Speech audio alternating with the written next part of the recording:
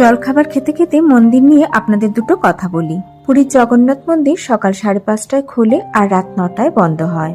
মন্দির সারাদিন খোলা থাকলেও দর্শন কিন্তু সবসময় করা যায় না।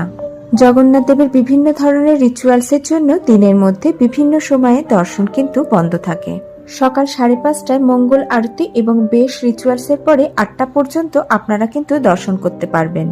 আর এই 8টা থেকে 9:30 পর্যন্ত গোপাল ভাল্লাভা পূজার জন্য দর্শন বন্ধ থাকে। আবার 9:30 থেকে দুপুর 1টা পর্যন্ত সবাই দর্শন করতে পারে। মাধ্যাহ্ন ধূপা পূজার পরে দুপুর 1টা থেকে বিকেলের সন্ধ্যা আরতি পর্যন্ত, মানে রাত 8টা পর্যন্ত কিন্তু মন্দিরের দর্শন বন্ধ থাকে। তাই সন্ধ্যের পরে আপনারা যদি জগন্নাথ দেবের দর্শন এবং পুজো করতে চান তাহলে রাত 8টার দিকে যাবেন।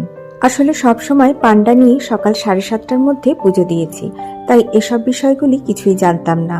দেখেছেন, গোটা রেস্টুরেন্টে একটাও লোক নেই, শুধুমাত্র আমরা দুজনেই বসে আছি। পান্থনিবাসের এই রেস্টুরেন্টটির ভেতরে খুব সুন্দর করে ডেকোরেশন করা। ভিতরে সেন্ট্রালাইজ এসি থেকে শুরু করে বসার জন্য সোফা, চেয়ার, টেবিল, দুটো টিভি সবকিছুই রয়েছে। এখানে কর্মরত স্টাফেদের বিহেভিয়ারও কিন্তু যথেষ্ট ভালো। রুম থেকে যতবার আমরা ড্রিঙ্কিং ওয়াটার দিয়ে যেতে বলেছি, খুব তাড়াতাড়ি এনারা সার্ভিস দিয়ে গেছেন। আর খাবারের স্বাদ যদি জিজ্ঞেস করেন তাহলে বলবো গতকালের লাঞ্চ থেকে শুরু করে আজকে সকালের এই জলখাবার অভিজ্ঞতা বেশ ভালো। পুরীতে ওটিডিসির এই পান্থনিবাস হোটেলে আপনারা পেয়ে যাবেন লিফটের সুবিধা। এনাদের এখানে ওপরে ওঠানামা করার জন্য রয়েছে দুটো লিফট, আর দুটো লিফটই বেশ বড়।